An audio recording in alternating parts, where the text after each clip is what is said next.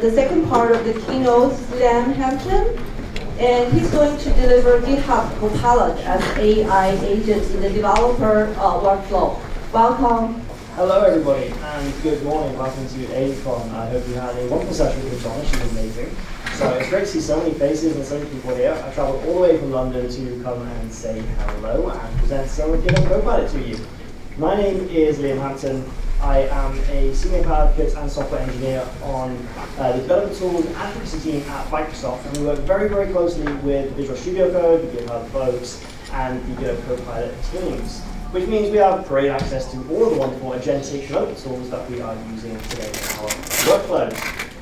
So there is actually been a couple of waves for AI. Now, what that means is we are currently in wave number 2. Wave number 1 was essentially tab completion, ghost text, sort of helping you code a little bit. And it was okay. But I'm glad we sort of made this jump and this move to more of an agentic world. So who in here uses GitHub Copilot in their development? Let me try. Drama. Awesome, that's great. So that's amazing. And as you probably noticed, we're moving into this more agentic world where then agents can do a little bit more for you and help you sort of complete these tasks and these coding exercises, and sometimes a little bit more, because you've heard of open floor, right? That is more of the next agentic movement towards teams and agents. So that's more of you, less of you being a software engineer, more of you being a manager of agents. So helping to delegate where these agents are going and what they're doing and what they have access to. So, there we go. I'm going to be talking about Copilot agents, of course.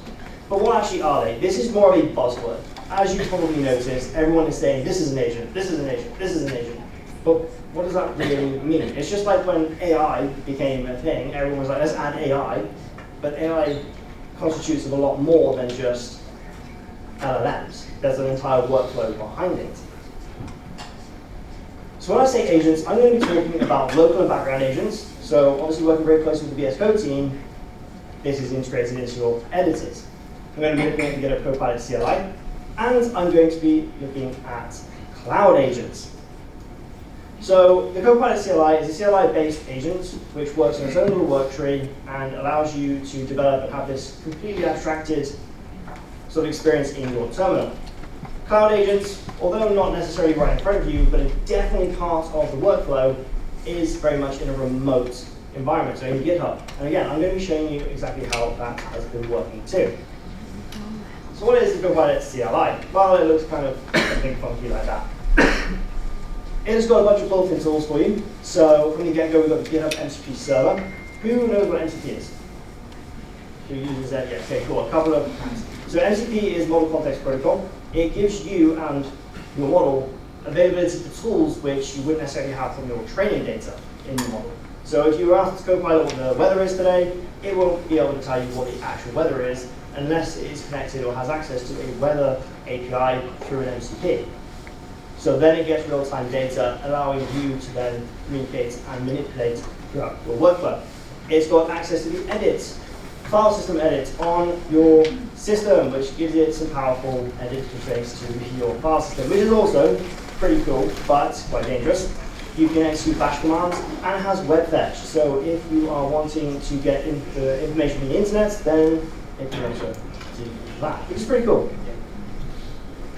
So when I say MCP servers, this is kind of what I mean. It gives you access to Notion, you've got access to Azure, Playwright, MCP, GitHub by default is installed on the Copilot CLI, and it is very simply set up, or they are very simply set up through /command in the terminal. Now, if you haven't used the Copilot CLI, which by the way GA'd earlier this week, pretty cool, you interact with it through /commands. Now these /commands are essentially your route and your gateway into using this CLI tool. So you've got lots of different avenues, from delegating to planning to using different agents and different models, and of course MCP. Now the one that we're going to use today is the plan and the model, so I can show you exactly what those /commands are looking like. But yeah, this is essentially how you are touching and getting interactive with the CLI. There's a number of different operation models. So you've got interactive mode, which is that funky little banner you just saw a second ago, and you've obviously got non-interactive mode. So for those of you who don't want to be ripped out of your terminal and put into, I guess, a sandbox, the non-interactive mode allows you to do one-shot prompting. If you just want to do one small task, you don't want to have to stand this whole thing up, this whole server, to then rip it down again, to then stand it up, rip it down. You can actually just use the Copilot -E and just do one prompt command. You have resume, which we noticed was a bit of an issue when it comes to CLI. It's very difficult to get back to the previous session. So by using the resume operation, you can actually go back and grab a previously executed command set or a previously executed session, and then resume as you work, keeping that context, keeping your workflow, and keeping everything good. So you can dip in and out as you wish. You just need the session ID. Then you've got autopilot plan, which is pretty much what it says on the tin. Autopilot goes ahead and does everything as you wish. It's on autopilot, right? You ask it to prompt it to do something, it goes ahead and does it given permissions. And then you've got plan mode, which allows you to plan solutions for problems. So I'm going to jump into a little demo, and I'm going to show you exactly how I work through plan mode and how I'm utilizing the GitHub MCP server to grab information from GitHub and then delegate it to a cloud agent. Now, I may need some help with a microphone. If someone would be willing to help me stand up there, maybe. Just a little bit, guys. Where's the prop in the room? No? Okay. It disappeared on us. Don't worry about it. So let's go to the terminal and let's swap out of this session. This is the previous session. So what do we actually have in here? Hopefully, can you all read this okay? Yes? Awesome. So in this directory, I have got a Python application. Now imagine you're a developer and you just pulled this down from GitHub and you have no idea what is going on, but you want to find out. Well, I just want to hop into Copilot just by typing Copilot in my terminal. I can then stand over the Copilot CLI, ignore that one error, don't worry about it, that's just my mistake. And what I can do in here is I can say, what is this project all about and how do I run it? Let's ask Copilot. Now you're all familiar with how ChatGPT works, right? Yeah, pretty much the same thing in here. You're asking it a prompt, it's giving you an answer, question answer, pretty simple. Awesome, so it's told us this is a simple class CRUN application for managing products, name, descriptions, etc. And this is how you run it. Do a pip install the requirements, Python. I already know this, I created it, save it at a time, I'm not going to do this individually, but I do already have a session stood up. It currently looks a little rubbish. You'd all agree that does not look like the best store, right? So as a developer, I'm going to sit there and think, maybe I can make this UI a little bit better. Let's go and check out the repo and see if there's any issues that are already alluding to a UI upgrade. So I can say list all of the open issues on this repo. Now hopefully Copilot is going to be smart enough to use the MCP server, and it needs to know who owns it first, but it's going to use the MCP server to grab the issues and the data within those issues to then tell me. As you can see, that is the MCP call here. It's just doing an API request, but from within. And there we have issue number 25, add a user interface to the product store demo application. Now, what did I say about slash commands? That's how you interact with Copilot CLI. I'm going to use the slash plan mode, and I'm going to say summarize issue 25 and plan a solution for me. Bottom right, I'm using Claude Opus 4.6 just for reference. And hopefully this will go off, create a plan markdown file for me, which I can then access later from my config directory, pull it out and use again if I wish to. But this is going to read in the issue. It's going to grab and summarize what's actually written on that issue. It's going to understand the state of the current application through the code base context, and then it's going to give me a planned solution. As you can see here, we've got a couple of green ticks. I think this is quite nice. A couple of red crosses, what it needs to do, what's missing. And then it can say, it's going to ask me maybe some questions. Do I want a React? Do I want Vue? I just want plain HTML, CSS, and JavaScript. Pretty basic, nothing extravagant. And then hopefully this will go off and give me a nice output. This might take a moment or two, so we'll bear with it. This is real life, and if it doesn't work, then beauty of live demos, everyone.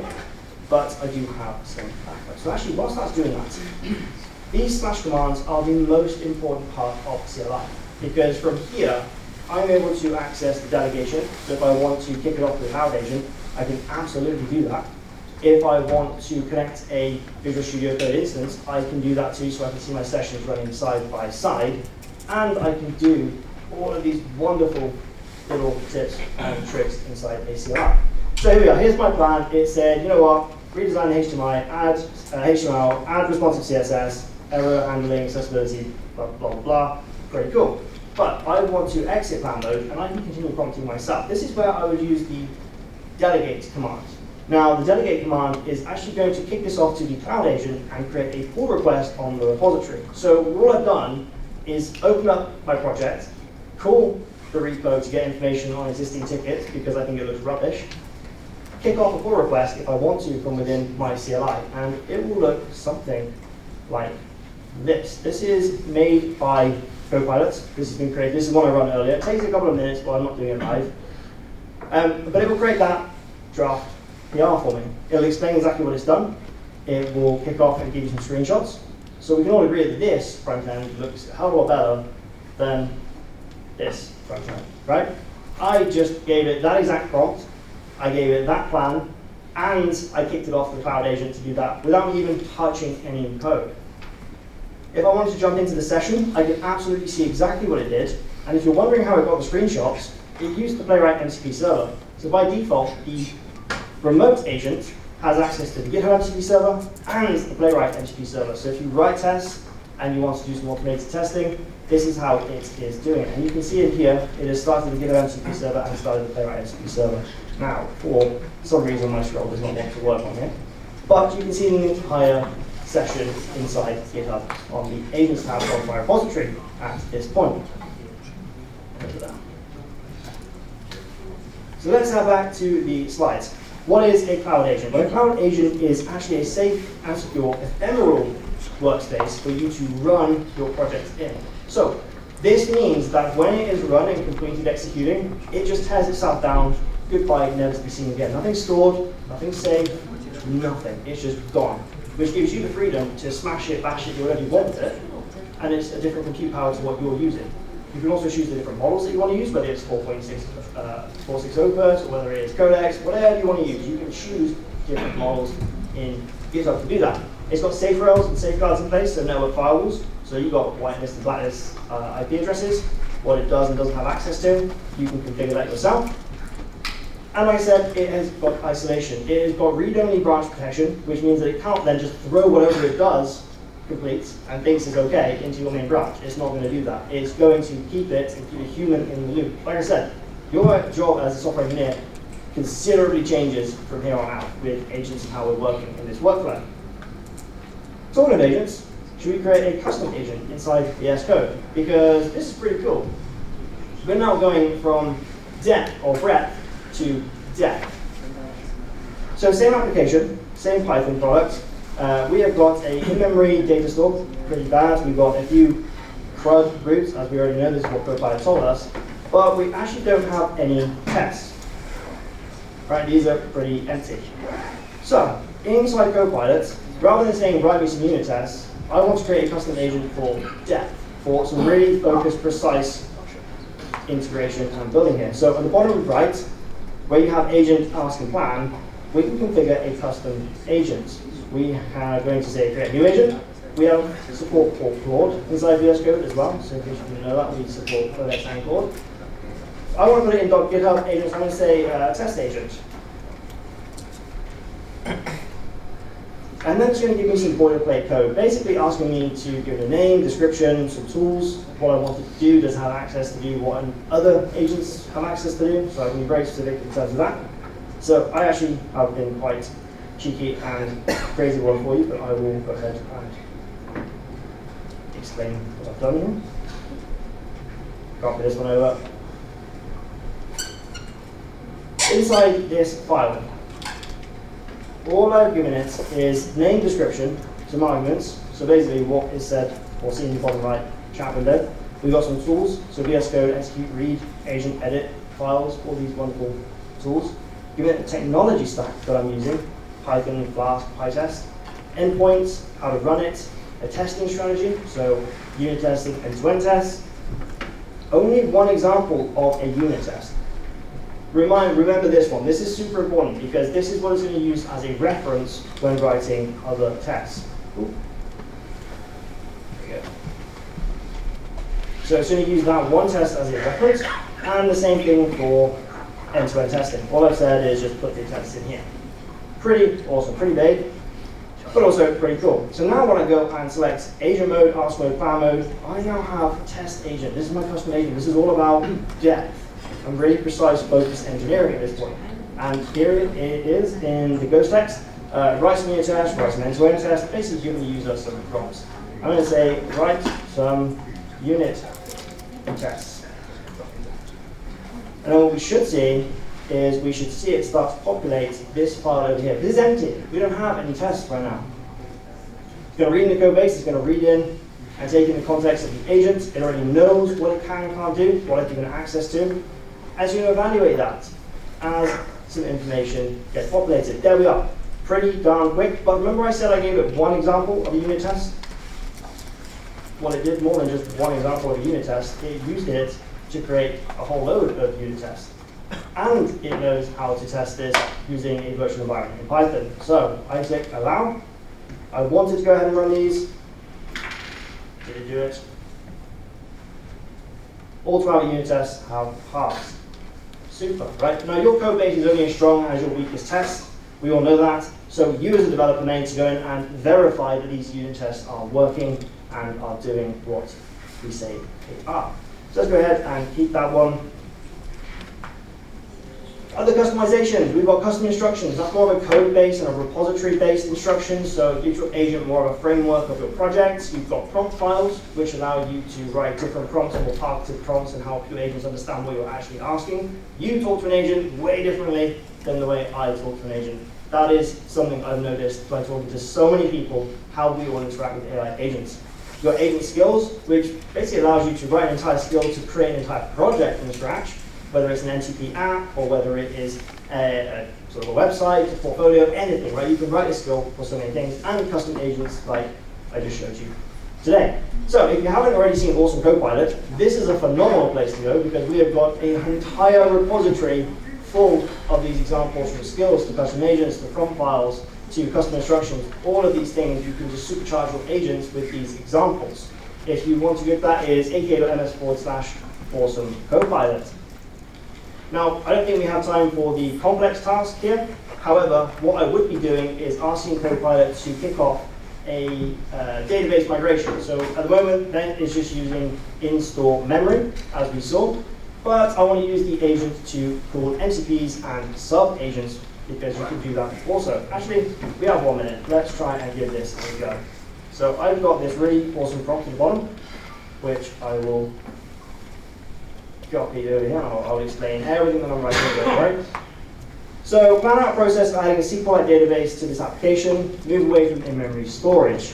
I'm being very specific. I want to use the Microsoft Learn MCP server, and I want to use the custom agent as a sub-agent to write my test. I want that depth. I wanted to use this as a sub-agent so it knows exactly what to do.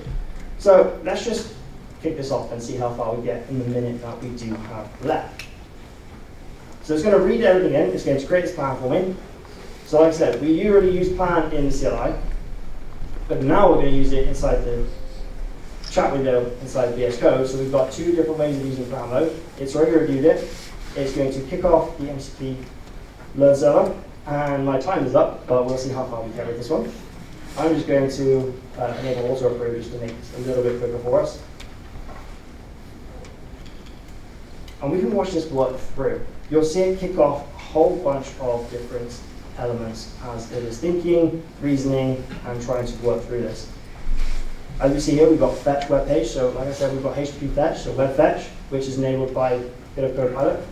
Let's just say, cool, don't have to worry about that too much.